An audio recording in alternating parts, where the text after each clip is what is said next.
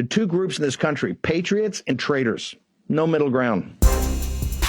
Disinformation is not simply lies or falsifications. It is the art of having your enemies say what you want them to say. Who would engage in espionage on Twitter? Who would be that stupid? Not me. It's very important to educate people about these techniques. They have the Great Reset, we have the Great Awakening. Another type of active measure is the agent of influence. And why shouldn't I root for Russia, which I am? You know, it's very hard for journalists to accept that this has been going on. What do you get your opinions from? TV? Disinformation is actually a deliberately distorted or manipulated information that is leaked into the communication system of the opponent with the expectation that it would be accepted as genuine information and influence either the decision-making process, for example, or to influence or manipulate public opinion. I want to see these people go through misery because of their grooming against our children. Some questions remain unanswered. What is the effect of all these active measures? I did nothing wrong. Welcome to the Did Nothing Wrong podcast, where we cut through the noise and help you make sense of the chaotic information space around us. I'm Griff Somke. And I'm Jay McKenzie. On this episode of the Did Nothing Wrong pod, we're joined by journalist Robert Downen of the Texas Tribune. Robert is a reporter covering democracy and the threats to it, including extremism, disinformation, and conspiracies. Before joining the Tribune in 2022, he worked for 5 years at the Houston Chronicle. As a Hearst Media Fellow, he developed what would become Abuse of Faith, a landmark investigation into child sexual abuse in the Southern Baptist Convention that prompted a Department of Justice investigation. Before coming to Texas, Robert was a business reporter in New York's Capital Region and the managing editor of 6 newspapers in his home state of Illinois. We're thrilled to have him with us today. Robert, thank you so much for being here and welcome to Did Nothing Wrong. Thank you for having me. So what can you tell us about yourself and what led you to become an investigative journalist? So I kind of bopped around the Midwest and New York before landing in Houston in 2017 and kind of just through, stroke of luck, stumbled upon some court records that led to this bigger investigation into sexual abuse in the Southern Baptist Convention. And that kind of, was really my first, intro to investigative reporting and has kind of consumed my life pretty much from 2017 up until about September of last year when I took this job at the Texas Tribune covering democracy, which I'm happy to explain to you what that means once I figure it out. But from what I understand, it basically just means disinformation, extremism, conspiracy theories. So really anything that poses a substantial threat to democracy kind of falls under my umbrella, which you can imagine means I'm a pretty busy man these days. Absolutely. Yeah. No slack in that beat these days. Definitely. It's every day, all day. So you've covered quite a bit of the ongoing impeachment proceedings against Texas Attorney General Ken Paxton, including how a company called Influenceable is using social media influencers to support Paxton through these proceedings. His case really sticks out because he's a Republican in a red state and he's being impeached by his own party. So it's just not something most people are used to seeing. And can you tell us what led to this impeachment trial? How did we get here? Well, we have to go back to, depending on who you ask, either 2015 when Paxton was first indicted on securities fraud, or more recently when he began to allegedly have an extramarital affair. Side note, Paxton's wife, Angela, is also a state senator. If you're looking for a lot of juicy storylines in this one, there are plenty. But to kind of summarize the allegations and the timeline here, and I do want to say a lot of this is alleged, but we are starting to see more, just this morning, there were 4,000 pages of documents dropped on us that certainly seem to corroborate some of the allegations ahead of his impeachment trial on September 5th. But basically, the kind of timeline is that Paxton was having an extramarital affair.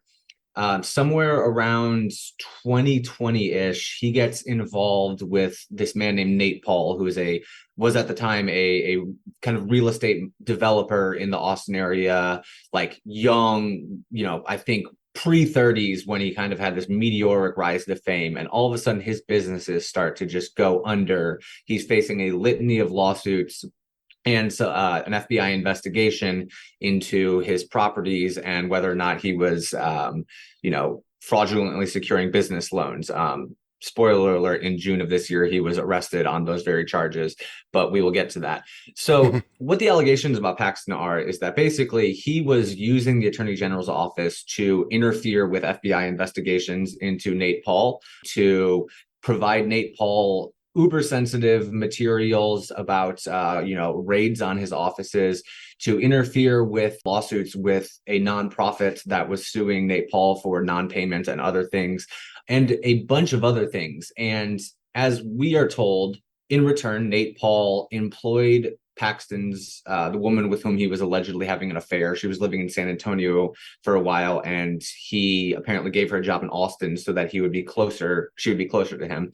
He apparently or allegedly remodeled Paxton's kitchen to the tune of anywhere from $20,000 to $122,000. And it is now coming out that they had shared a shared Uber account that they were using to meet with each other, and Paxton with the woman he was having an affair with, burner phones, fake email addresses. But that leaves out an important part. So as all of this was going on, top deputies in the Attorney General's office were sitting there being like, we have warned Ken Paxton so many times that this man is completely crooked, that like this is what has been coming out in recent months. And so they finally, in I think 2021, came forward to the FBI and accused Paxton of bribery. Paxton, they immediately fired them. So all of a sudden they retained whistleblower status. They file a lawsuit saying that they were improperly fired. Paxton settles it and then comes to the Texas legislature in January and says, hey, I need $3.3 million in a budget item to pay for this whistleblower lawsuit. And that was kind of the final straw for the legislature, who were like, listen, I don't know exactly what their train of thought was, but you've now included all of us into a potential concealment of potential wrongdoing. And also there is an active law enforcement investigation undergirding all of this. So like, no, thank you. We're going to investigate all of this stuff. And that's kind of what got us to May when he was impeached. And since then, it's just been kind of a daily barrage of new information about this case. So that is the shortest version possible, by the way. Wow. Yes. So speaking of how this got played out since May, you have a great new piece up at the Texas Tribune titled Gen Z Influencers Quietly Recruited by a Company with Deep GOP Ties Rally to Impeached Ken Paxton's Aid. It's a big one, got a lot of attention, and it connected a lot of dots. It involved a new company called Influenceable, which, as you wrote, quote, recruits young conservative social media figures to promote political campaigns and films without disclosing their business relationship. What can you tell us about this company and their recent activity? So this actually kind of, started very organically as a story. In the last few months, I started noticing just on a lot of like young conservative social media profiles I follow, like a lot of very similar posts about a handful of things. One, the day before Paxton's impeachment trial, like all of these figures who had never really been involved in Texas politics were just suddenly like forcefully condemning the impeachment, all with the same hashtags, all with the same like talking points too. And then there was a few other ones. There was, in the lead up to the Sound of Freedom release, the Jim Caviezel QAnon adjacent movie, there were a bunch of them who just randomly flooded social media with, same talking points again, same hashtags, calls to action, same studio quality movies as one another before the movie had even come out somehow. And so I kind of like had that on my radar. And then in the beginning of July, a source of mine kind of pinged me. It's like, hey, there was this meeting in Fort Worth with all of these really well-known influencers. And it was kind of the soft launch of this new company called Influenceable. And so I was able to kind of find a group photo, because the nice thing about influencers is they can't not post photos about it on social media. Right. And just kind of, I was like, okay, so now we have a group of like a dozen or, maybe a little bit more people that we know for sure were at this event. Let's just let them post for another month. I'm going to keep tabs on all of their social media profiles and kind of just see where the consistencies are. And so in July alone, I think something like they posted something like 50 plus times about the Sound of Freedom movie. And a lot of times, they were trying to tie it to conspiracy theories about, Jeffrey Epstein, globalists, all these kind of, conspiracy theories. I'm sure everyone who listens to this pod is well aware of. And then as I kept monitoring it, I noticed that one of the young adults had posted a photo that included Tim Dunn, who is a West Texas oil tycoon who's given tens of millions of dollars to far-right movements in Texas and the nation, but really in Texas. He was in one of the photos, as was Brad Parscale, who ran Trump's digital strategy in 2016. And later ran his campaign in 2020 until he had to leave for domestic violence allegations.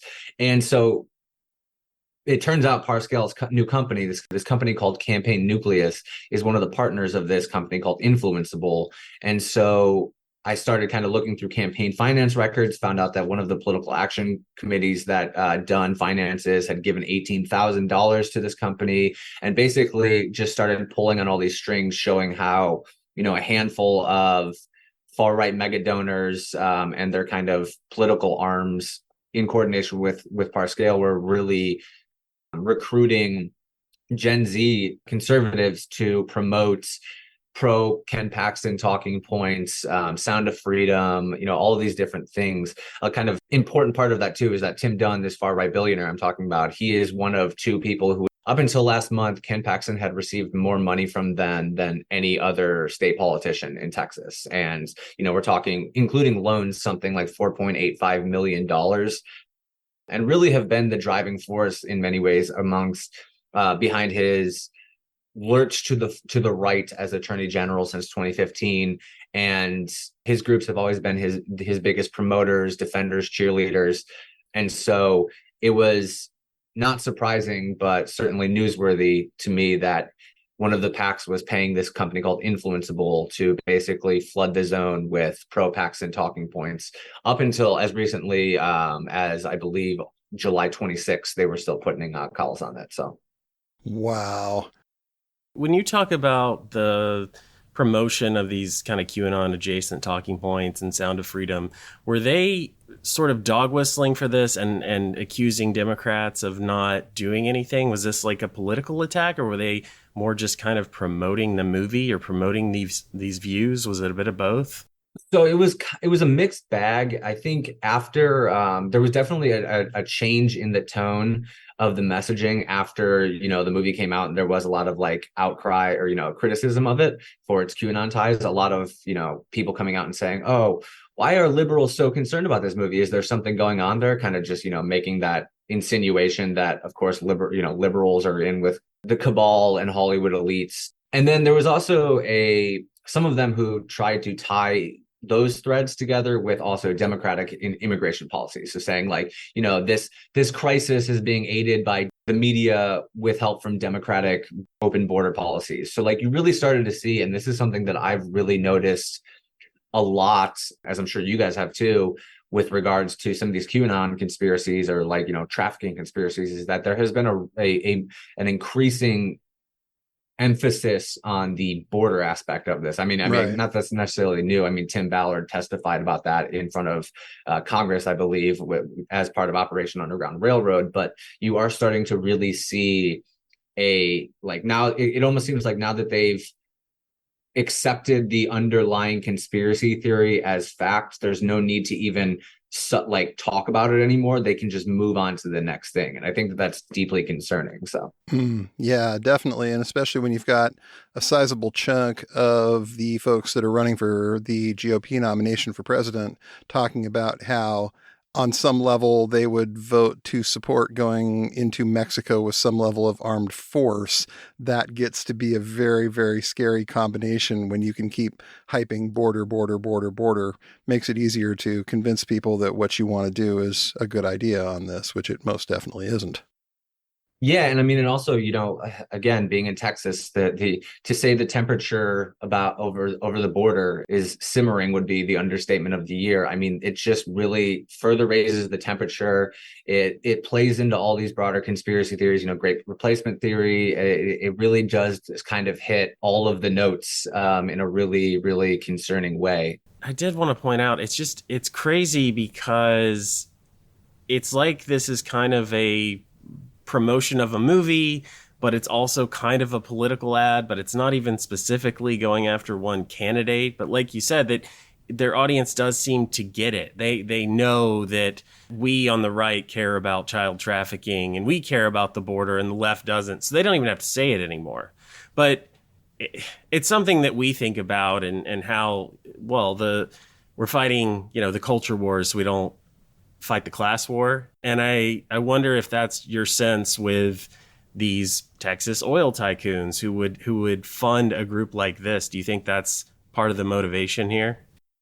I mean, I think, it's always difficult when it comes to someone like Tim Dunn or Ferris Wilks, the Wilks brothers, really, but because they just have they fund, it is staggering how much, how far they make their money go in Texas, and also just how much of there is they have, it's like a Russian nesting doll of just PACs and different groups and nonprofits, including as I reported this week, one of they just started a foundation in partnership with Kyle Rittenhouse, and really their whole kind of strategy for the past 20 years has been to pull Texas, specifically the legislature, further to the right by creating this kind of ecosystem of nonprofits, media organizations, grassroots groups, etc., that are constantly attacking lawmakers from the right.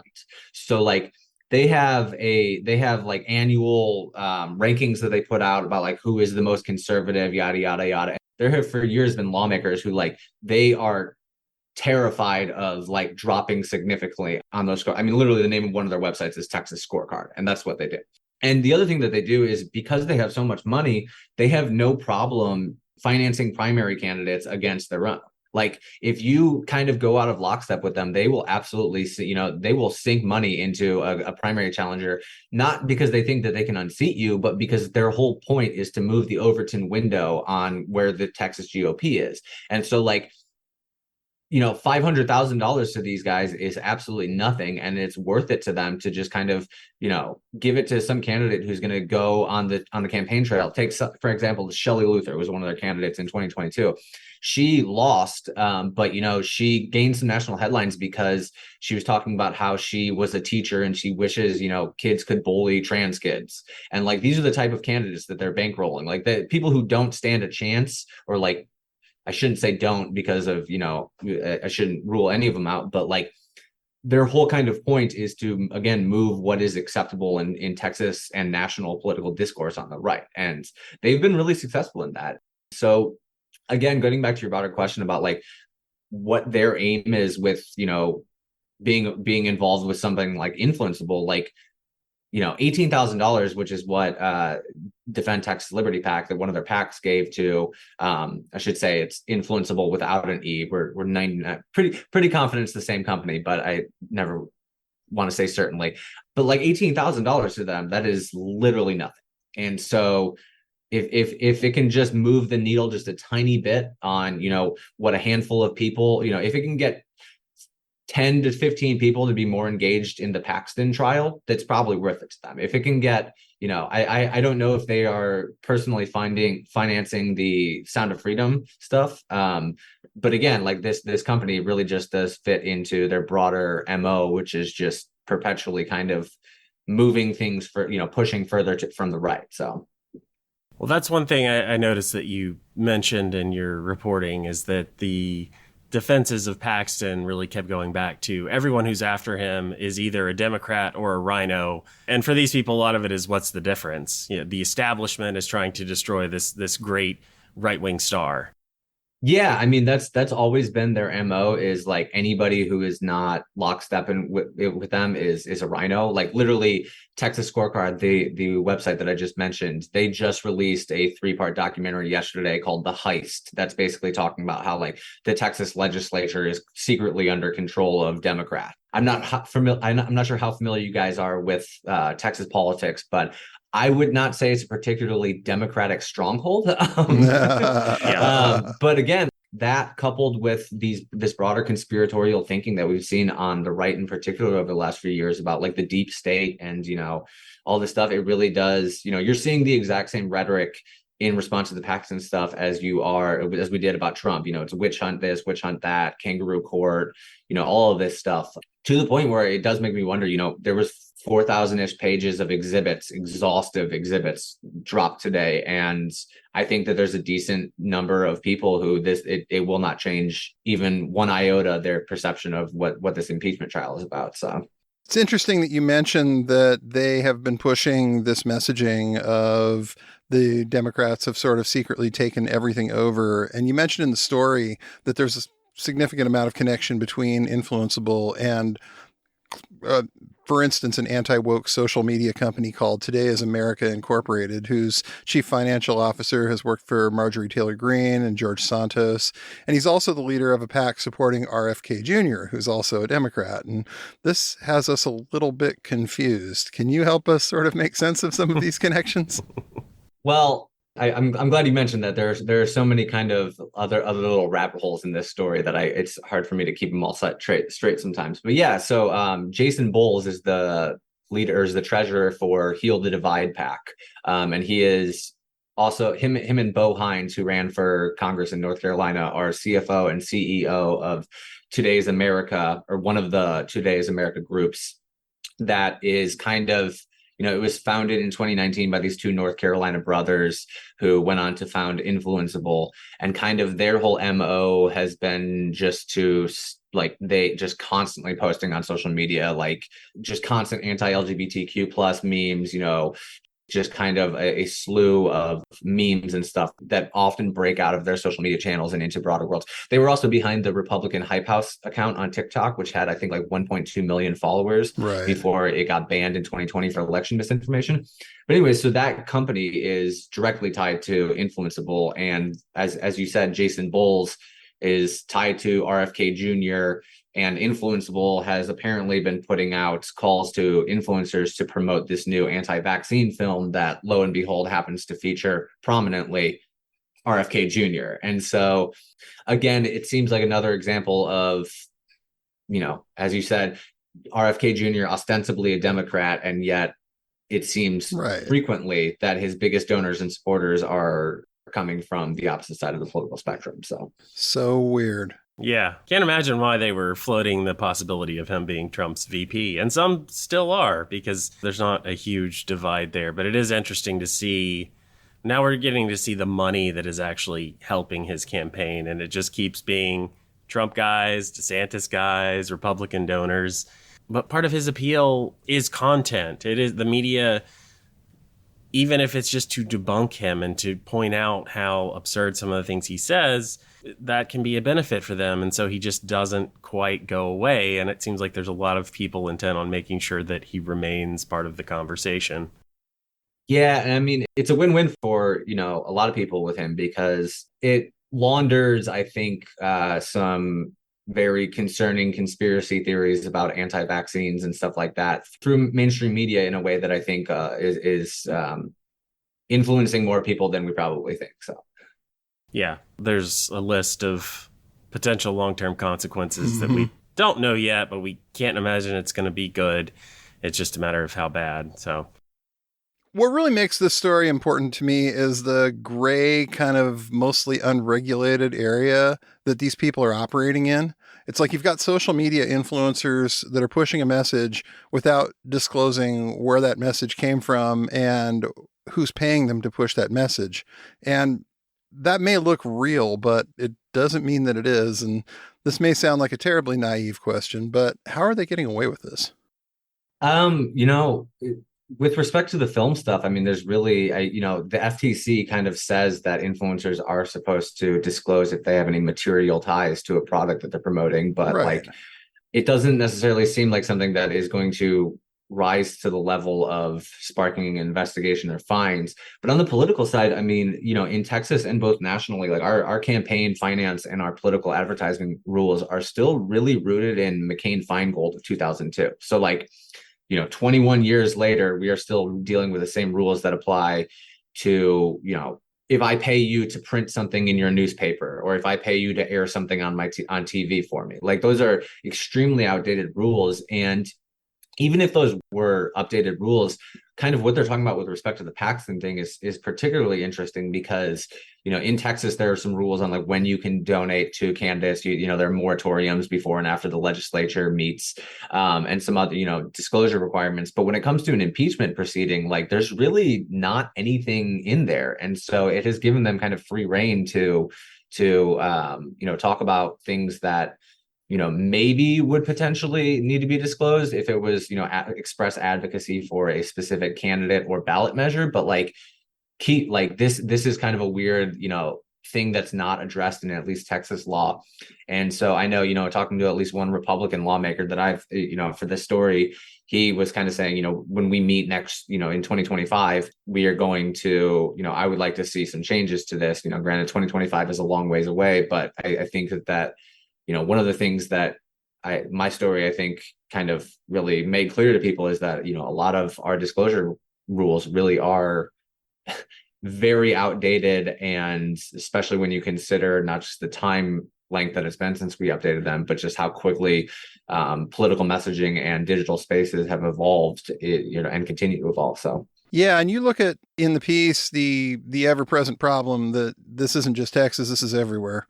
And dark money is just a scourge at this point. You talk about Citizens United and how it opened the floodgates in terms of this political spending. Do you think people at some point are all going to come together and say just enough?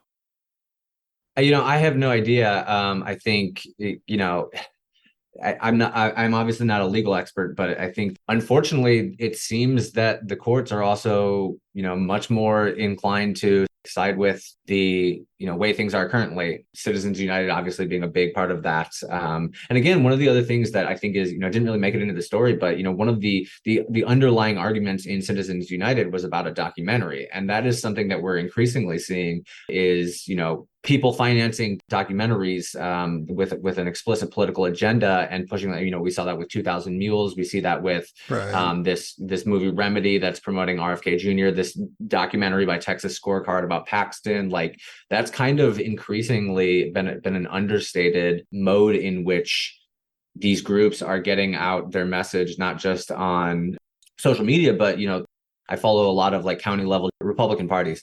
And they are constantly having, weekly showings of a documentary, whether it's the Epoch Times new documentary about China or Plandemic or like all of these different things. I don't know, maybe Plandemic. I don't know. I haven't seen that one, but add in the fact that, Elon Musk's Twitter now has unlimited video length for some people. And like, it's kind of a perfect recipe for people to interact with content that they probably never would have before, and in ways that they don't really understand that this is overt political messaging that just doesn't have to be disclosed because of Citizens United and other court decisions. So definitely. Even just yesterday, talking about documentaries, we found out that Rudy Giuliani is being sued for actually taking $900,000 to film a documentary he never made. So it's also all this extra political messaging, and it's additional cases of alleged fraud. So yes, it is one way or the other.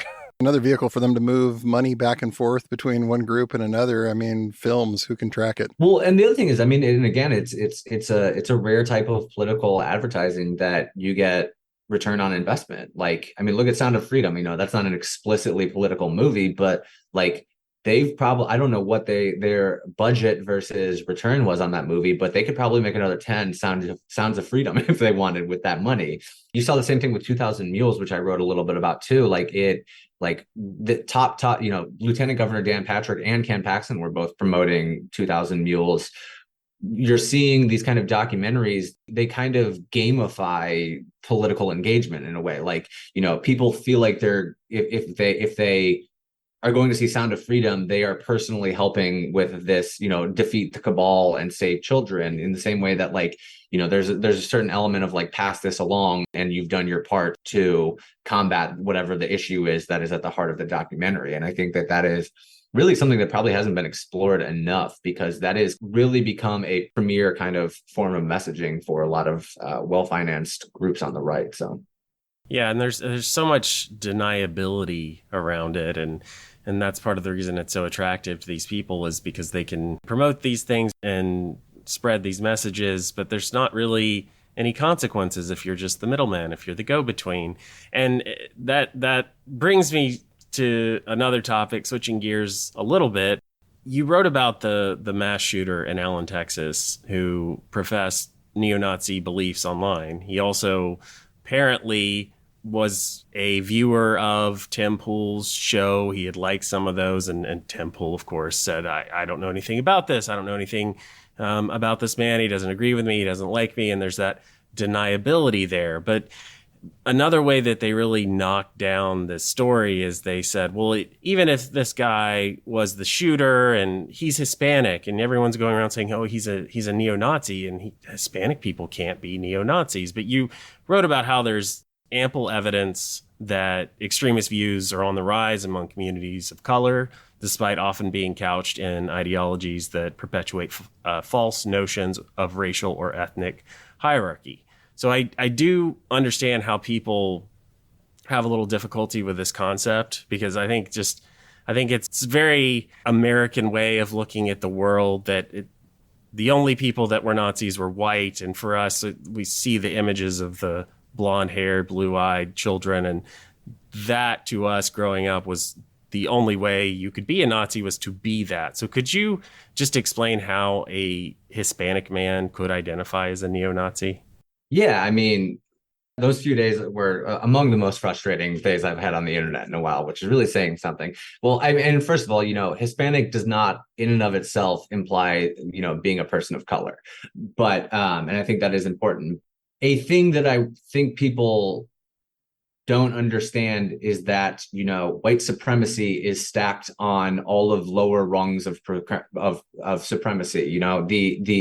It is creating hierarchies of human beings, both by race, by physical ability, by all of these different things. And so being, that type of hierarchy can be attractive to people who want to blame somebody else for their problems. As long as you are higher on the hierarchy than somebody else, it gives you, in many ways, a justification for your problems, for your hatred, for your violence, potentially. And we saw that with the Allen shooter. We see that there's a reason that I think so much we're seeing it. I think it helps explain some of the reasons why incel ideology and the men's rights movement are so inextricably tied to broader white supremacist movements that kind of do have these stacked hierarchies that give people a reason to a way to explain away why their life, why they're unhappy with their life, by blaming people that are quote unquote lower on the rung, oftentimes those people being Jews.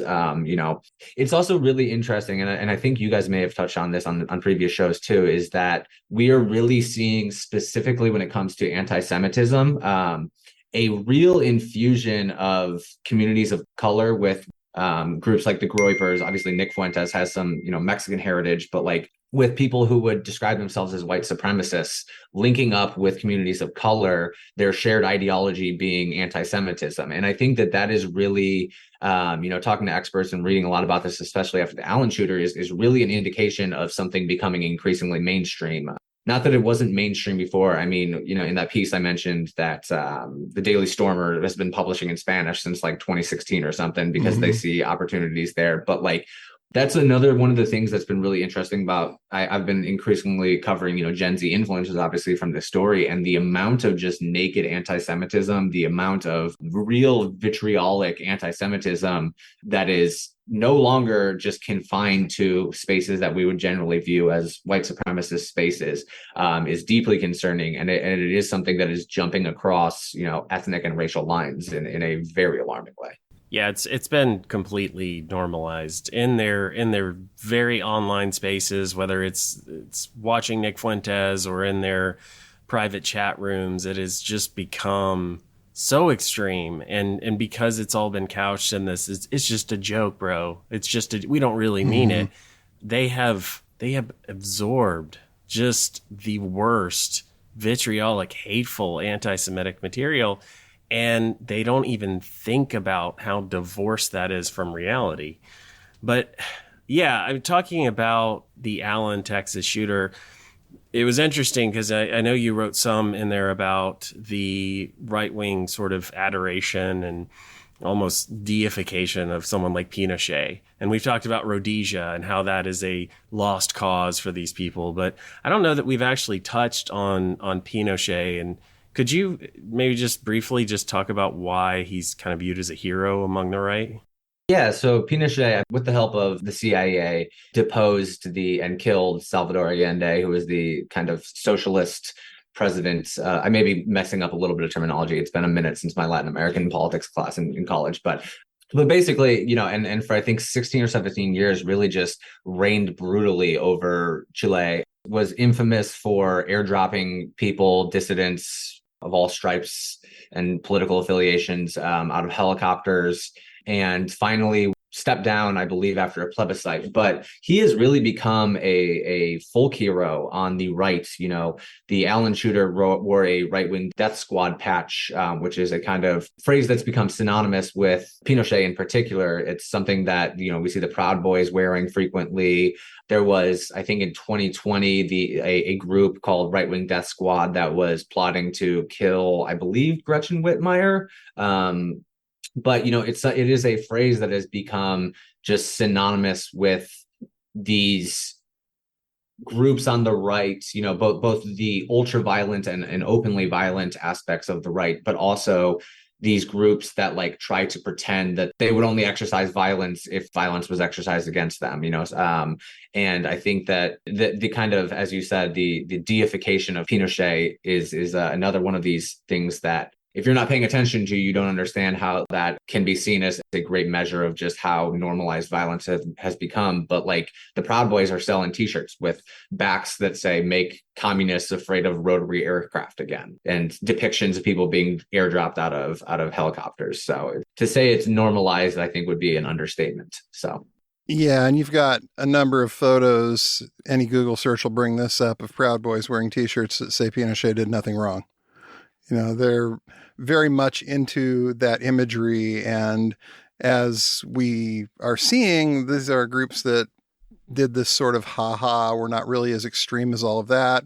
We're just, Western chauvinists. We're just a men's drinking club. And a couple of those guys are looking at 33 years in federal prison now for their roles in January 6th. So it's become sort of another pipeline for them to move people farther and farther over to the explicitly white supremacist end of the spectrum. And one of the things that you've written about as well is how Texas led the nation in white supremacist incidents in 2022, according to the ADL. And we're personally really not all that surprised about this, considering the fact, as you know, that neo-Nazi group Patriot Front is based in Texas, and Patriot Front was responsible for roughly 80% of all white supremacist propaganda in the U.S. last year. Have you actually run into these guys? Have you had any run-ins with them? I have not. I mean, as far as I know, I have not personally run into them. They did, march downtown Austin, I think, over probably last month. And I also, when Trump was in Waco, which is a whole other thing we could talk about, yes. They were flyering all the cars. I think that they mistook the press parking lot for some of the Trump supporter parking lots. So all the press got back from the from the rally with Patriot Front propaganda on their windshields, which I thought was kind of interesting. And it's interesting too to see the kind of propaganda that they were using at that event, which was very no more foreign wars, like not explicitly the type of blood and soil stuff that they talk about privately, just kind of tampering it down in ways that kind of played off of, I guess some in MAGA world's opposition to like the Ukraine war and our involvement in it and stuff like that. But yeah, I mean, they've been they and others, what's it called, the Groyper League or I'm sorry, I can't remember their name, or maybe I just don't want to say it. They've been active in Houston in particular.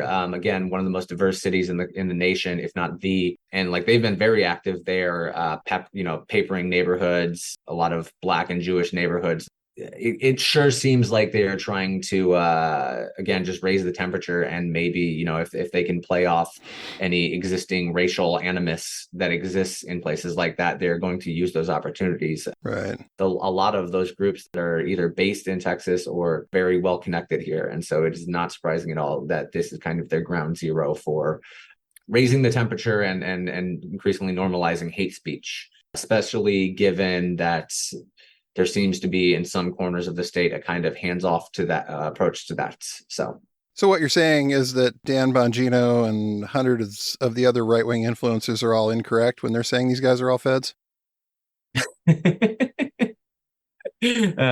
I would say probably yes. Yeah. They're not literally marching in the streets and then straight to the FBI headquarters. I think we can pretty well rule that out. But if they are feds, they're pretty bad feds. Myth busted. I think guys like Bongino and the more MAGA-friendly influencers want to have that distance. And they need that distance partly because Patriot Front are piggybacking on the narratives that are so popular on the mainstream right. It is anti-LGBTQ.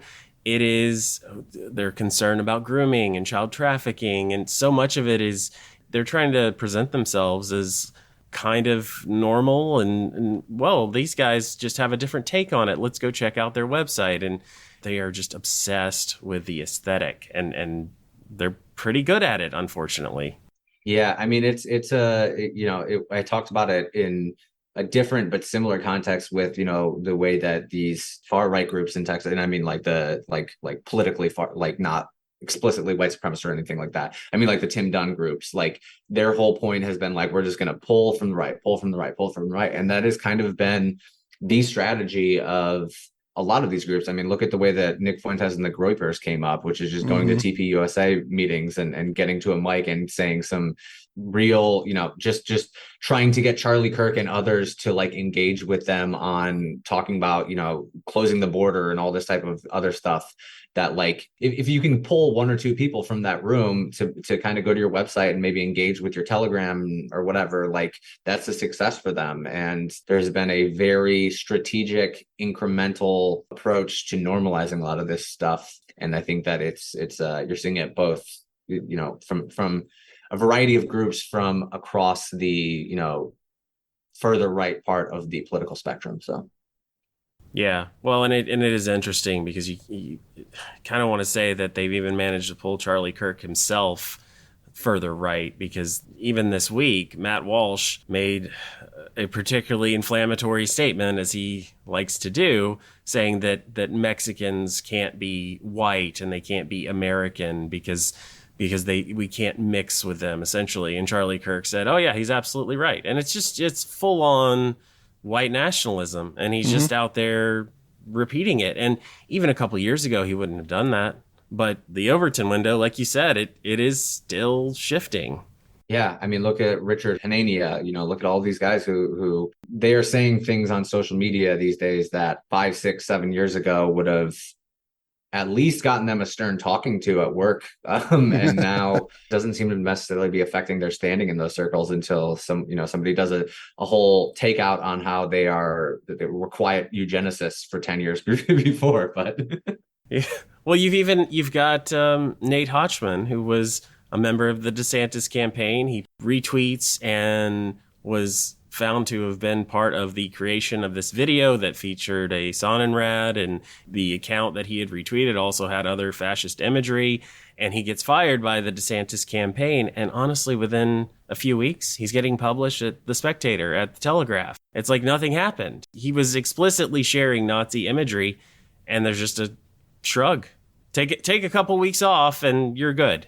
Yeah, I mean, and the Venn diagram between some of these kind of influencer circles that, some of them, I don't want to say all of them, and none of the ones that are mentioned in my story, I should say that, but some of them are certainly engaging with Nick Fuentes content. Oh, yeah. And like I was saying, you're definitely seeing a lot of this stuff jump between communities that even 3 or 4 years ago, it feels like it was more confined to explicitly what we would have called the alt-right at the time or something like that. And, right. And again, it's a testament to how well they've normalized it. So you wrote a piece in February titled How Texas Activists Turned Drag Events into Fodder for Outrage. And you talked about how the people who showed up to these events were falsely framing them as being about grooming children. And that's part of a pattern that we've seen all over the country. Why do you think the right wing is so insistent on continuing with these anti-trans attacks, even when it's leading, as we've seen, to poor political outcomes for them? I don't want to try to ascribe motivations, but what I can tell you is that, that story, actually, the reason it kicked off is because I was at an event in Dallas that was being protested by one of these groups, which is also, closely aligned with Tim Dunn and Ferris Wilks, the guys who keep coming up in this conversation, including, Kelly Neidert, who is the leader of Protect Texas Kids. Her brother, Jake, her twin brother, Jake, is actually the legislative director for one of the best funded Dunn candidates or Dunn lawmakers in the legislature. Jake Neidert has also posted about wanting to see people who take kids to drag shows publicly executed. So like when we talk about the normalization of violent rhetoric, like this is part and parcel. But yeah, I mean, that story actually was kind of kickstarted by me being at this Dallas event where I was talking to some groups that were just, American Nationalist Initiative, groups that are openly like self-described fascists, aligned with these groups that, call themselves Protect Texas Kids and stuff like that. And just talking to them was like, yeah, so if there were no kids here, would you guys still be here? And they're like, yeah, absolutely. We think that they're nesting evil inside.